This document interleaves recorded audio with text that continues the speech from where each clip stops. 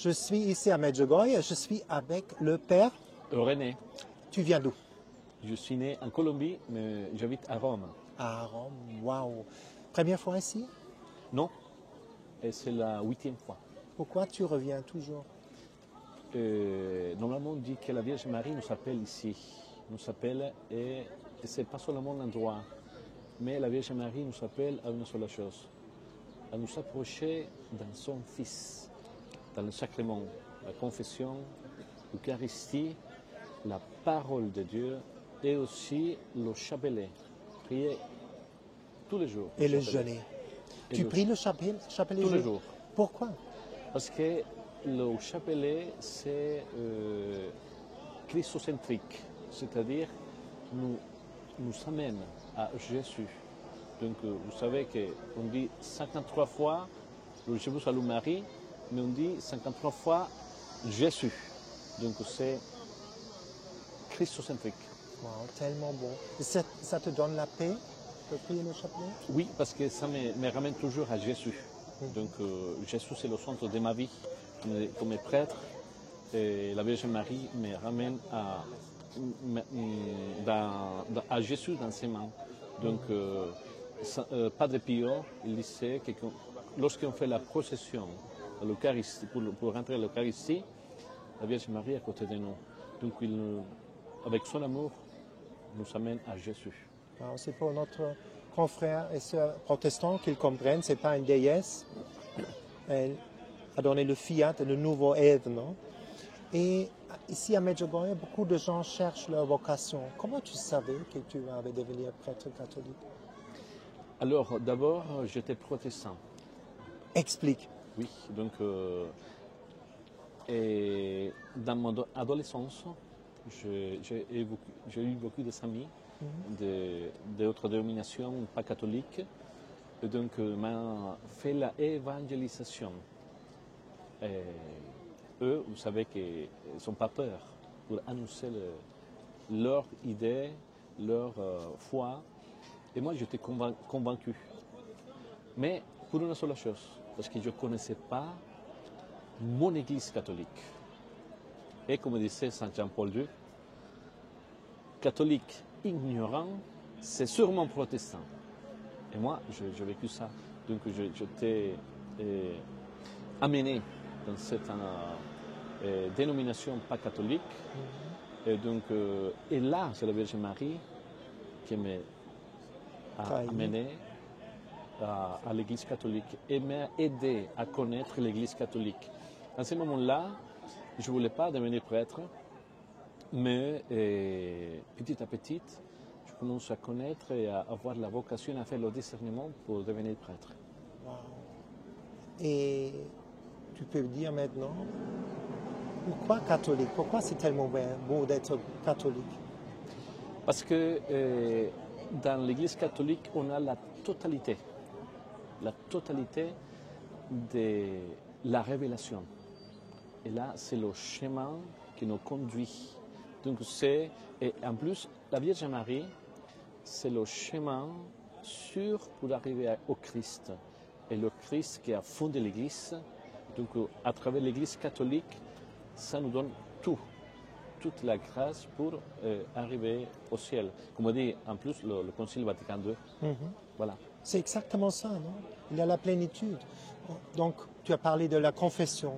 Pourquoi il ne faut pas avoir peur de se confesser? Quelle est la beauté de la confession catholique? Parce que dans la confession, il n'y a pas de jugement. Dieu, il nous accueille. Il ne va jamais nous juger. Il va nous pardonner. Toujours. Mais c'est important de le dire.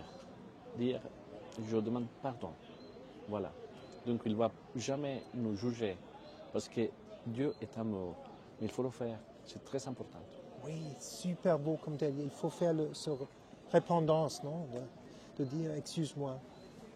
Et beaucoup de gens dans l'Ouest, je ne sais pas comment c'est dans l'Amérique du Sud, ils pensent que Dieu le Père, c'est un vieux homme avec une barbe blanche qui veut nous juger. Il est content quand on fait une faute et il va nous mettre dans l'enfer.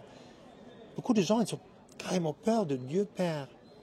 Mais c'est pas Il n'est pas comme ça. Tu l'as dit, comment est Dieu Père de vraiment? Alors, la première chose, c'est Dieu est amour. Un.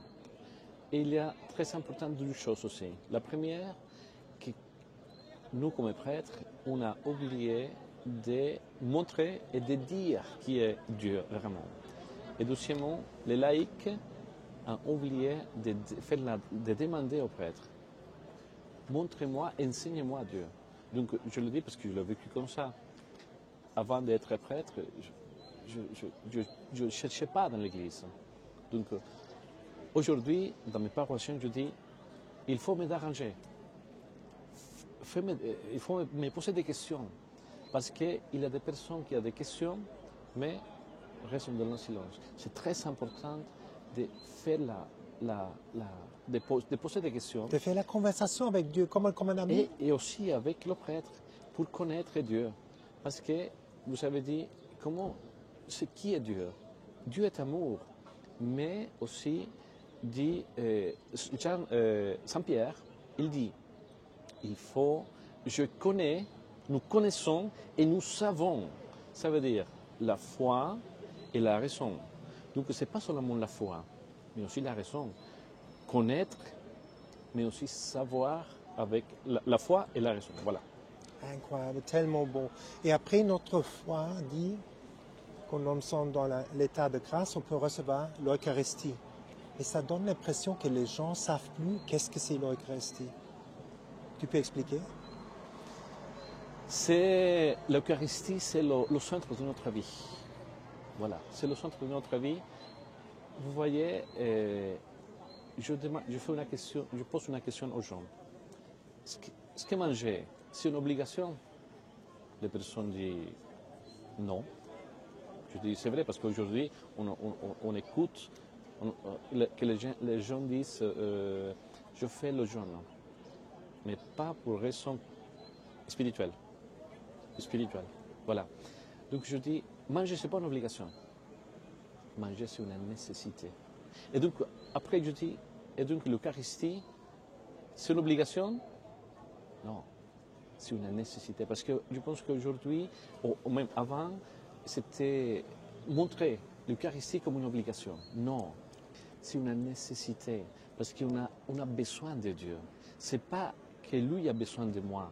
C'est moi, c'est nous qui nous avons besoin de lui. Et ça, on le trouve seulement dans l'Église catholique. Voilà. Exactement, c'est le plus grand cadeau. Tout le monde veut avoir le médicament et on l'en a gratuitement. Tout. Et tu as fait l'expérience, si tu vis dans l'intention, ta volonté soit faite dans ma vie. Comme dit dans le Notre Père, tu es plus paisible, les choses se mettent en place, même dans les difficultés. Oui, il y a une prière très courte qu'a fait la bienheureuse Chiara Badano, italienne. Italienne, qu'elle dit, si tu le veux Jésus, moi aussi. C'est court, si tu le veux Jésus, moi aussi. Si tu le veux, anch'io, c'est en italien. Donc c'est très important parce que lui, le Père, il est amour. Père, Fils et Saint-Esprit sont amour. Donc il ne va jamais vouloir faire du mal à moi. Mais tu as fait l'expérience, non? Voilà, c'est ça. Et pourquoi les gens ne comprennent pas? Pourquoi tu as donné toute ta vie? Tu as laissé derrière une relation avec une femme, se marier. Pourquoi tu as fait ça? Parce que j'ai connu l'amour. Aujourd'hui, le premier encyclique de Benoît XVI, Dieu est amour, Deus Caritas Est, expliquait très bien les trois amours. Quand on arrive au troisième amour, que c'est l'agapé, on a découvert tout. Et c'est la même expérience qu'a vécue la Vierge Marie. Quand l'ange vient chez elle, près d'elle, elle dit « Que caritomenen » pleine de grâce, elle a découvert qu'être avec Dieu, c'est la majeure expérience qu'on peut avoir. Recevoir Dieu. Le vrai amour. Amour de Dieu. Qui ne change pas, toujours la même. Une ancienne Mais amour. attention, parce que les personnes qui disent quelquefois avoir l'expérience de Dieu, c'est pas avoir de problème, non. Exactement. Ça veut dire avoir notre vision pour affronter le problème. Les problèmes sont toujours là, hein. Yeah. Mais c'est l'expérience de comment je vis cette expérience de vie. Parce que la douleur, les problèmes, la souffrance, c'est toujours catholique, pas catholique, croyant, pas croyant, toujours la même. La différence, c'est qu'avec l'amour de Dieu, je peux affronter, je peux vivre la situation différemment. Et qu'est-ce que tu dis aux gens? Tu es prêtre, il y a des gens qui arrivent qui disent ma femme morte, ma fille morte, suicide, cancer. Il y a beaucoup, tellement de challenges. Alors, Qu'est-ce que tu dis à eux? Pourquoi ça se passe? Écoutez. Oui. Écoutez, simplement écoutez, parce que en ces moments de douleur, de souffrance, d'obscurité, on ne va jamais pouvoir, même si je fais des miracles, c'est un moment de douleur. Donc c'est difficile. On voit cette semaine de Pâques, toutes les apparitions de Jésus, même les disciples, ils ne reconnaissaient pas Jésus ressuscitant, qu'il a ressuscité parce qu'ils sont dans la douleur. Donc, c'est un moment de douleur. Moi, je dirais simplement écouter les personnes. C'est tout. Après que les personnes ont vidé leur douleur, là, on peut parler. Incroyable. Mais avec la parole de Dieu. Pas avec les paroles humaines. Hébreux 4, 12 disent que la parole de Dieu est vivante et efficace. Voilà. C'est incroyable ce que tu dis. Et pour toi, le lieu le plus préféré ici à Medjugorje, tu en as un? La paroisse. La paroisse. Saint-Jacques. Parce que là, parce que c'est le centre. Saint Jacques Chrysostome dit avec la paroisse, le curé, toujours. Sans Absolument. jamais. Voilà. Et notre foi, c'est une expérience personnelle, une relation personnelle avec le Christ. Beaucoup de gens cherchent ça. Comment on peut avoir cette relation personnelle avec le Christ? À travers la Vierge Marie. C'est la meilleure manière de le faire. C'est-à-dire, concrètement, qu'est-ce qu'il doit faire? Appeler la Vierge Marie, mais attention, quand on vient dans l'église, on doit dire toujours bonjour à Jésus d'abord. Et après, on vient dans la Vierge Marie. Parce que si j'appelle la Vierge Marie, elle va me conduire à Jésus. Et la relation va être mieux. Voilà. Une relation d'amour. Oui, et après, comme dit la parole de Dieu, c'est seulement le Père qui connaît le Fils et le Fils qui connaît le Père. Sans lui, Marie, Guillaume de Montfort dit que ça, on peut l'attribuer à la Vierge Marie aussi. La mère connaît le Fils et le Fils connaît la mère. Donc, c'est la meilleure manière d'avoir une expérience de Dieu à travers la Vierge Marie. Attention, la Vierge Marie, ce n'est pas Dieu. Hein. Simplement, elle nous conduit et nous fait connaître mieux, aimer Dieu et faire la volonté de Dieu comme Dieu le veut. Voilà. Comme un prêtre l'a dit, Jésus a le DNA, ce se dit en français, oui. Le sang de la Vierge. Ils sont tellement connectés, comme ça. Et à la fin, qu'est-ce que tu dis aux gens? Comment être guidé par l'Esprit Saint? Parce que l'Esprit Saint peut oublier. La Vierge parle, c'est l'Esprit Saint, le tronc de l'Esprit Saint qui vient. Comment on peut être rempli de l'Esprit Saint? Comment avoir la choix de l'Esprit Saint, guidé par l'Esprit Saint? Et je dirais simplement, je prends les paroles de Saint Louis-Marie Grignon de Montfort.